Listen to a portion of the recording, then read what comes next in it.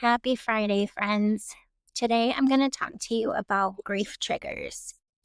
So, I used to absolutely love listening to music while I was in the car on the way to work or while I cleaned the house.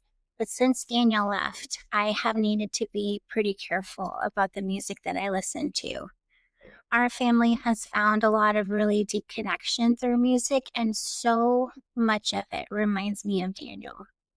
A Red Hot Chili Peppers song or a Gregory Alan Isakov song can send me into a spiral depending on the day. I have walked past Pirate's Booty or zebra cakes in the snack food aisle, and then the next thing I know, I'm crying in public, wondering what the hell just happened and where did this come from. These are just a few examples of grief triggers. I think it's important to point out that they don't mean that we're crazy and they don't mean that we're losing our shit. Today, I want to talk about how to survive them. Grief triggers can be like invisible emotional landmines. They almost never announce themselves, they just happen. You might be fine one moment, functioning, laughing and having a good time, even, and then suddenly you're hit with this wave of pain that is so fierce it takes your breath away. That's not you going backward. Our brains have become hardwired over time to believe that these people are supposed to be in our lives. Our loved ones should be here. These triggers are reminders that those people are not in our lives anymore. And that's a really, really tough pill to swallow over and over again. Our grief avoidant culture teaches us to avoid hard shit and that we're supposed to be happy all the time. We're supposed to power through, shove it down, and put a smile on our face. What I call bullshit. Grief and these triggers do not play by those rules. You can run from them and you can try to hide, but you're going to end up crying over a damn box of macaroni and cheese because that was one of their favorite foods. It doesn't mean that we're weak. It doesn't mean that we're broken beyond repair. I have been there so many times. Sometimes one of Daniel's favorite songs will come on in a restaurant while Jeremy and I are eating dinner or while we're shopping somewhere.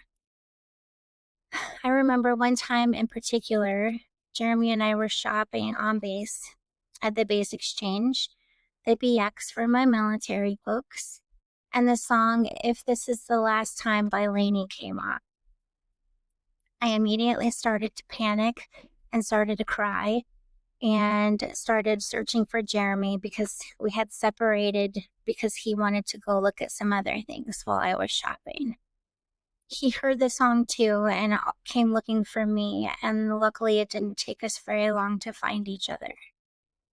He held me for a minute. I'm sure we looked a little bit silly standing in the middle of the BX.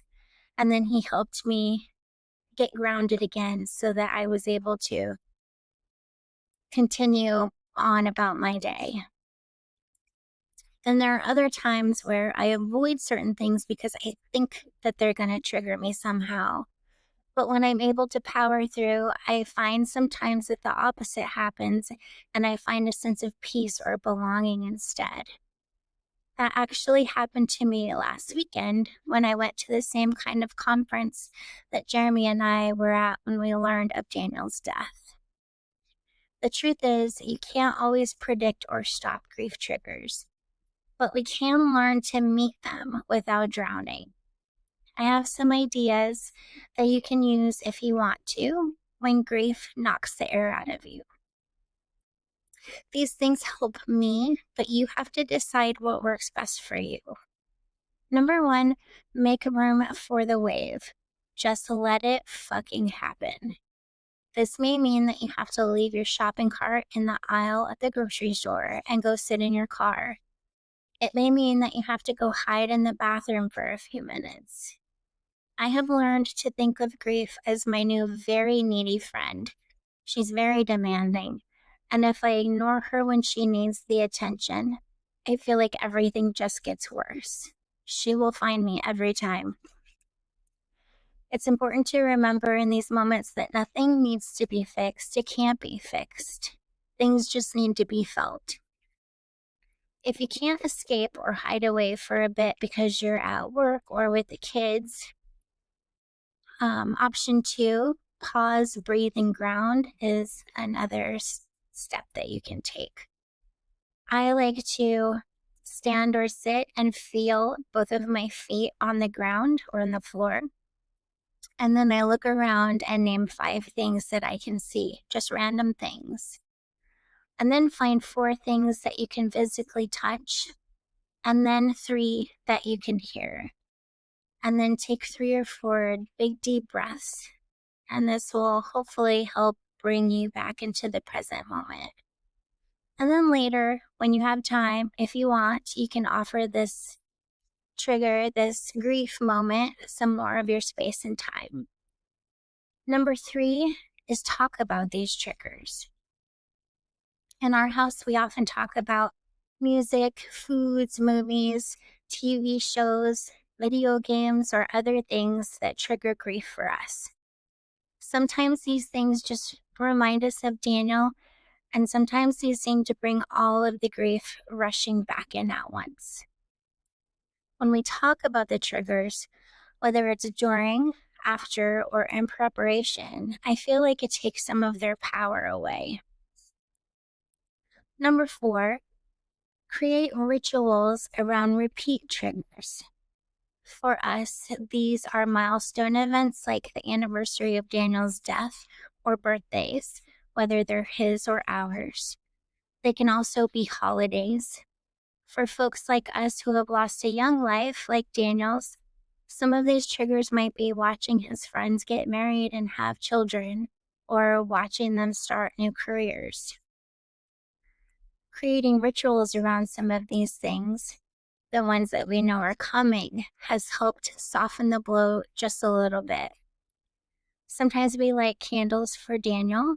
We have started taking trips on or around the anniversary of his death. And at Christmas, we buy toys for an underprivileged young man or boy because we can't buy gifts for Daniel. I'm sure this will continue to evolve for us because we're still very new at this and are just 4 months away from his 2nd anniversary. Sometimes we aren't given a choice in this life about certain things, especially when it comes to death. But it's important to remember that we do have a choice when it comes to how we react to our circumstances. We can choose to live or not. We can choose to heal or not. And we can choose to learn to walk with grief as her friend and learn to live with her, embracing the life of both and, or we can run and hide and then become consumed by her. You have the power to choose the path you want to take, and I firmly believe that you have the courage it takes to find peace and light in these very, very dark moments. If you have some other ideas or you want to share some things that have worked for you when it comes to grief triggers, I would love for you to share them in the comments below. You may help a fellow grieving soul. Together, we can end the shame surrounding grief and loss. Please subscribe to The Ashes We Keep for more honest conversations like this one. This space truly is for everyone. Love to you all. Thanks.